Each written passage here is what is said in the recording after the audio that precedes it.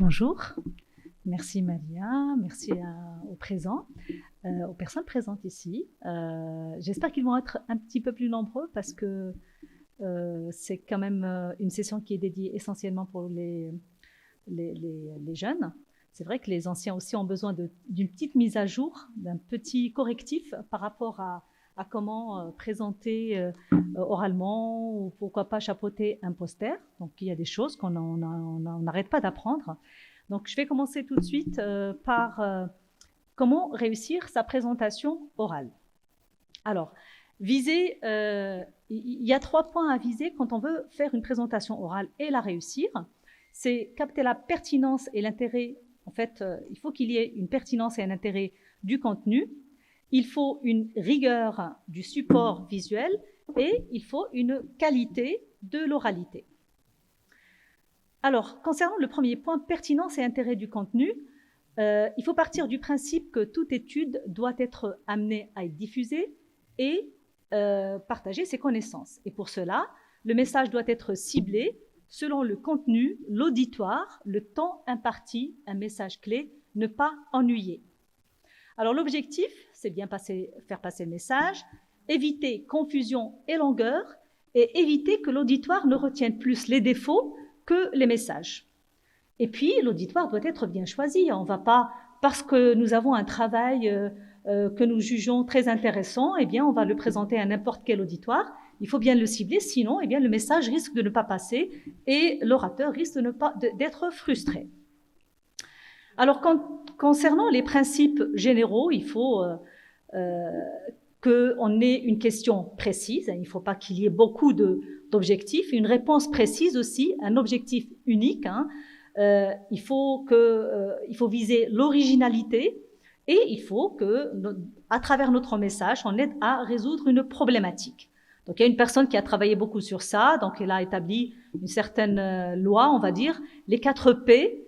Personnalisation, il ne faut pas que ça soit du copier-coller, de la pertinence, de la performance et la ponctualité, c'est très important. Alors, un préalable, quand même. Il y a des petites choses auxquelles il faut faire très attention.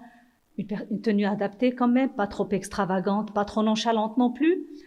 Une stature adaptée aussi, ni crispée, ni trop à l'aise, là aussi. Il faut se plier à la nomenclature exigée pour l'événement. Donc, parfois, on nous dit qu'il faut obéir à un certain canevas. Voilà, il faut se plier à ce genre de choses. Avoir vérifié son support et le matériel fourni par la salle, se présenter à l'avance. Avoir un matériel de secours, donc des clés USB à notre ordinateur, etc. Se positionner de façon à être à l'aise et ne pas mettre en inconfort aussi l'auditoire. Maîtriser le pointage, parce que des fois, le pointage aussi, ça gêne beaucoup quand on pointe trop ou quand on ne pointe pas non plus. Donc, il faut trouver le juste milieu. Et puis, il faut écouter les orateurs précédents, sinon coordonner avec eux la session pour qu'il n'y ait pas de redondance. Alors, concernant le support visuel, il faut obéir encore à une loi, sobriété et simplicité. Une mise en page homogène, une police proportionnelle de taille suffisante, au moins 18, il faut pas, on n'est pas obligé que ça soit justifié. Il faut que ça soit facile à lire, donc choisir plutôt la police Arial ou Calibri par exemple, elles sont faciles à lire. Il n'y a pas d'empattement par exemple, on va le voir dans les autres. Ne pas souligner, ça c'est banni dans les présentations orales, ne pas surcharger, viser 8 à 10 lignes maximum. Il faut avoir en tête de garder 50% quand même d'espace vide. On n'insistera jamais assez sur les mots-clés, les images illustratives. Ça passe beaucoup mieux, le visuel passe beaucoup mieux que l'auditif. Ou, bien sûr, il faut savoir aussi maîtriser les deux. Il faut éviter les fautes d'orthographe autant que possible et opter pour un fond uni, identique à toutes les diapositives. Il faut viser et peut-être pas abuser, mais utiliser au maximum les graphiques et les tableaux, simples encore. C'est vrai que des fois, nous avons des résultats statistiques qui sont très jolis, avec plein de couleurs, mais ils sont tellement compliqués que personne ne suit. Donc, il faut chercher ceux qui sont captés par la majorité quand même de l'auditoire. Il faut que ça soit bien explicité. Il faut ménager les couleurs et ça, On évitera au maximum le rouge pour les titres, par exemple. Et il faut choisir au maximum de couleurs. Et dans ce qu'on appelle la roue chromatique, c'est-à-dire que, par exemple, si je choisis le vert, eh bien, je vais aller diamétralement opposé, ça sera le magenta, par exemple. Donc, le jaune, ça sera plutôt le bleu. Donc, c'est comme ça c'est bien d'obéir à cette règle et c'est valable aussi pour les posters. Il ne faut pas non plus abuser de l'animation. C'est joli, mais pas beaucoup non plus. Alors, images, films, audio, tout ça doit être de bonne qualité. Alors, concernant l'oralité, alors ça, même les meilleurs orateurs, même les plus chevronnés, eh bien, ils ont besoin quand même de répéter et parfois vraiment de le faire devant une personne hein, pour les corriger. Donc, ne pas hésiter à répéter. Il faut improviser au minimum. Donc, c'est bien quand on a une très forte expérience. Après, des fois, quand on peut bugger, on peut s'arrêter sur quelque chose et là, après, tout de suite, eh bien, ça fait un impact négatif sur la suite. Apprendre, si nécessaire, en maîtrisant le rythme et les intonations. On peut donner l'impression qu'on est en train d'improviser, mais on l'a déjà fait auparavant. Et là, on va travailler sur les intonations, les rythmes et même la gestuelle. Donc, répéter plusieurs fois, devant même un public, des amis, des collègues. On peut se faire enregistrer parfois. C'est vrai que apparemment, ça passe pas bien. Hein, la personne, en général, bon, elle n'aime pas trop se voir en train de parler. Donc ça, c'est en deuxième lieu, si on n'a vraiment personne pour nous écouter. Alors, il faut minuter le temps, utiliser une montre, son téléphone, etc. Il faut viser on va dire ce pourcentage, 10% pour l'introduction, 10% pour la conclusion. Et on dit qu'il faut réussir son entrée, réussir sa sortie. Et c'est vrai que si on a bien réussi son entrée, on est beaucoup plus à l'aise par la suite. Donc, essayez de passer 1 à 2 minutes par diapo. Préférez d'abandonner les chapitres plutôt que d'accélérer si le maître de session, le président de session nous active. C'est pas grave, hein, il y a des choix à faire. Allez directement à la conclusion ou viser les choses les plus pertinentes à dire. Pardon. Alors, pour l'expression orale, donc, c'est vrai que l'expression orale nous donne plus d'opportunités d'exprimer certaines choses, de marteler certains messages, de répéter, donc c'est vrai, c'est intéressant. On va pas faire ce que je suis en train de faire, par exemple. Eh bien, je vais pas l'écrire sur un article ou un poster. Donc, l'oralité peut aider, c'est très intéressant, encore faut-il bien maîtriser les choses. Donc voilà, donc on profitait pour répéter, marteler des messages, et même parfois, donc si on doit écrire un texte, eh bien on le fait comme si on parlait, d'accord. Alors il faut gérer son trac, une bonne préparation, respirer, répéter. On fait pas de modifications de dernière minute, alors soit qu'elles ne sont pas enregistrées, soit qu'on les a pas encore maîtrisées, donc voilà. On fait avec l'existant en général, donc apprendre par cœur l'introduction et la conclusion. Donc je disais, il faut réussir l'introduction et la sortie et la conclusion.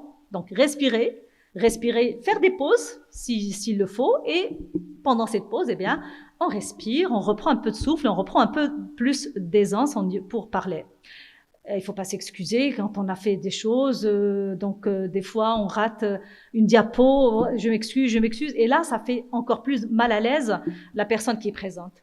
La voix doit être calme, claire, un ton posé, un débit régulé, et puis il faut éviter les mots inutiles, hein, donc on connaît tous, hein, on a tous, bon, quelques-uns ont des tics, des bons, des des c'est-à-dire, des n'est-ce pas, etc. Donc tout ça, il faut savoir maîtriser son oralité. Alors, la gestuelle, elle doit être sobre, mais ouverte au public. L'attitude, ni trop fixe, ni trop mobile non plus. Il faut être avenant, hein, faut pas trop sourire, ni être renfrogné non plus. On va pas croiser les bras ni les jambes, ne pas jouer avec un objet, ne pas tourner le dos à l'auditoire, et il faut balayer du regard toute la salle pour que personne ne se sente exclu. Alors, parfois, on a besoin d'accrocher un petit regard rassurant. Bon, ça, on peut le faire aussi, mais on va pas rester sur la même personne. Bon, et puis respecter le temps de parole. Alors pour le titre, alors après avoir été présenté par le maître de séance, eh bien on peut se présenter ou apporter certaines précisions. Il faut ne pas oublier de remercier les organisateurs, j'ai oublié de le faire tout à l'heure. Lire le titre, puis les étapes de la présentation, brièvement. Alors, pour la présentation type, donc je disais introduction et objectif, il faut bien choisir le contenu de l'exposé et soulever la problématique. Citer l'objectif principal, bon, en disant, donnant le verbe à l'infinitif, préférer donc la qualité à la quantité. Hein, donc, on ne va pas viser 36 000 objectifs, donc plutôt donner des choses très pertinentes. Donc, je le disais tout à l'heure, 10% du temps pour l'introduction. Alors après, les choses, je pense que le professeur Benazzouz nous en dira mieux concernant les méthodes et les sujets. Donc, d'écrire succinctement les méthodes, le schéma de l'étude, la sélection des sujets et les méthodes statistiques. Alors, pour les résultats, on ne va pas citer tout, on n'est pas obligé. Hein, on a des objectifs, on va essayer de répondre au plus vite aux objectifs. Donc, on va citer les résultats les plus importants. Donc, échantillonnage et ses caractéristiques. Préférer les tableaux et les graphiques. Comme je disais, ça passe beaucoup mieux.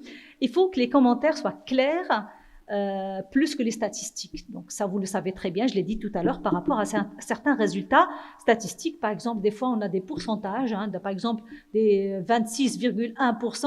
On peut très bien dire un quart, tout simplement. Ça passe mieux et le message est plus clair.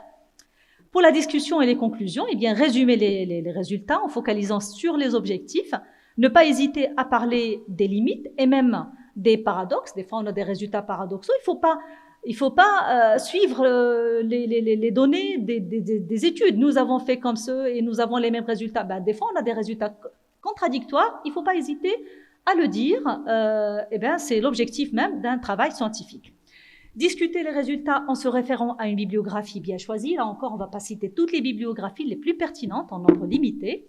Proposer des hypothèses explicatives, là encore, et puis toujours repartir avec des take-home messages. Proposer des ouvertures de recherche. Et à la fin, ne pas oublier de remercier les collaborateurs et de se mettre à la disposition pour les questions. Et pour les questions, il faut que les réponses soient courtes et précises.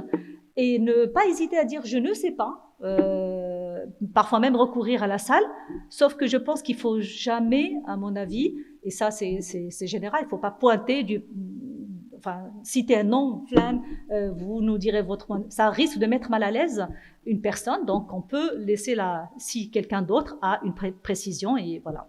Donc restez dans la salle jusqu'à la fin de la session, parce qu'en général ce sont des thèmes c'est thématique, donc une question peut intéresser plusieurs orateurs. Donc ça c'était par rapport à comment faire une présentation orale. Par rapport au poster, donc que ça soit sur format papier, interactif ou e-poster, donc la finalité reste la même, c'est attirer, séduire, communiquer et encore une fois, ne pas lasser. Partir du principe que devant un poster, eh bien, en général, on ne passe pas plus de 5 minutes. Donc, notre poster se veut d'être un résumé d'un travail, une image, un spectacle et un message qui veut convaincre. Et pour cela, donc, on doit provoquer la curiosité, capter l'attention. Donc, on doit soigner la forme, parce que le poster est d'abord une image. Et c'est là où le beau devient une nécessité. Alors, il faut que ça soit aéré. Respecter la règle de 30% pour le texte, 40% pour les illustrations et 30% vide. Les couleurs, pas d'abus. Encore une fois, le fond, la roue chromatique, un fond clair au maximum. Le graphisme, charge simple, noir plutôt, donc vraiment bannir les autres couleurs. La police, la même chose, Arial et Helvetica, éviter. Les Times et Georgia, je les ai mis dans leur façon de... Il y a des empattements à la fin, donc vous voyez en bas, il y a un empattement et c'est très désagréable à la lecture. Il faut opter pour des paragraphes à puce et la taille, au moins 24. Il faut que la personne ait l'aisance de pouvoir lire à au moins 2 mètres, 1,5 à 2 mètres. Le sens de la lecture doit être soit explicite, soit naturel. Voilà, on n'est pas à savoir où est-ce qu'on doit être maintenant. Donc, le fond aussi doit être accrocheur, parce que le poster est un spectacle. Le titre doit être percutant, accrocheur, évocateur, maximum de lignes. Il faut qu'on essaie au maximum qu'à travers le titre, il y ait déjà un aperçu sur le travail. C'est comme si on va y mettre les objectifs, les moyens et les résultats. Alors, j'ai donné un exemple, application, donc application pour suivre l'évolution d'un patient atteint d'accident vasculaire ischémique. Donc là, vous avez une idée sur l'objectif, qu'est-ce qu'on attend, qu'est-ce qu'on va faire et quel est le public et quelle est la population cible. Et il faut que les auteurs soient bien sûr mentionnés avec leur appartenance, les coordonnées, le logo de la formation et de l'événement. Et on peut aussi ajouter la photo de l'orateur. Alors, on définira les pavés. Donc, avant de commencer notre poster, donc on définit les pavés, on les met. Et bien sûr, là encore, on obéit aux règles qu'on a dit. Donc, on éliminera les inutiles. Hein. Des fois, on se rend compte que finalement, ça ne sert à rien. Le message ne passera pas du tout. Ça va juste encombrer. Donc, on élimine les secondaires. Les sections classiques introduites par un titre à police plus grande. Bien sûr, tout le monde, je pense, fait ça. Optez pour une couleur. En général, évitez le rouge, je l'ai dit. Le résumé, on met un résumé qui doit représenter l'ensemble du contenu. Évitez et invite le lecteur à consulter le reste. Et bien sûr, là encore, sous forme de paragraphes à puce, donc des lignes succinctes. Les résultats, 50% du poster. Privilégiez les graphiques et les illustrations, encore une fois. Le texte court, les bullets, points ou bien les puces, c'est la même chose. Et puis, donc, il faut qu'il y ait une hiérarchisation et un sens de lecture. Les références bibliographiques maximum 5 qu'on va mettre en bas sur le cadran inférieur. Alors, voilà un exemple d'un anti-poster. Un anti-poster. Donc, déjà, le fond n'accroche pas. C'est trop sombre. Vous voyez qu'il y a trop de texte. On n'a pas envie de s'arrêter. Voilà, plutôt opter pour un texte comme ça, avec des puces. Donc, regardez l'introduction, en fait, le titre, c'est en rouge. Il faut bannir ça. Donc, un tableau qui n'est pas commenté, par exemple. Encore des couleurs, d'accord, beaucoup de couleurs.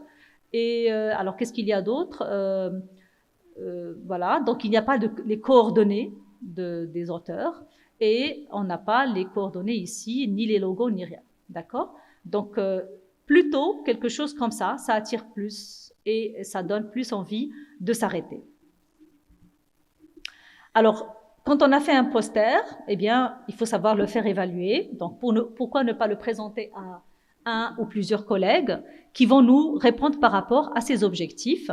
Donc, l'objectif de l'affiche est clairement présenté dans l'introduction. Est-ce que oui, non, plutôt, etc. Le vocabulaire et le langage sont-ils adaptés au public? Tac. Les illustrations, images, graphiques. Les arguments utilisés sont-ils convaincants? Les explications données sont-elles claires? Esthétiquement, l'affiche est-elle agréable à regarder? Et par rapport à la structure de l'affiche, est-ce qu'elle permet de lire facilement? Donc, si on doit être honnête entre nous, hein, donc on doit répondre à si la personne nous propose ça, et ça nous aidera tous à nous corriger. Et en fait, voilà, donc comme c'est un travail en général d'équipe, donc il faut vraiment se donner la possibilité de briller, quoi. Donc, ne pas oublier de remercier les collaborateurs, encore une fois, même dans les posters, faire lire son poster par un plus ancien, préparer une présentation de 3-5 minutes. Parfois, on peut être amené à dire voilà, super, donc vous avez gagné, c'est vous le gagnant, vous allez présenter. Eh ben non, j'ai pas encore présenté, il faut toujours prévoir ça. Anticiper les questions, emporter son kit de survie, les punaises, les papiers, etc. Je pense que c'est de moins en moins fait maintenant avec les e-posters. Faire le bon choix des matériaux d'impression et de transport. Donner et préparer des copies en format A4 pour les gens qui sont intéressés par votre travail. Respecter le support informatique qui est imposé par l'événement, par exemple. Et en conclusion, donc un poster constitue un moyen utile et efficace pour présenter un travail. Il peut être un défi pour les jeunes médecins. Un poster efficace est attractif, structuré, concis, délivrant un message clair et respecter donc les étapes et les règles concernant le fond et la forme. Et je vous remercie.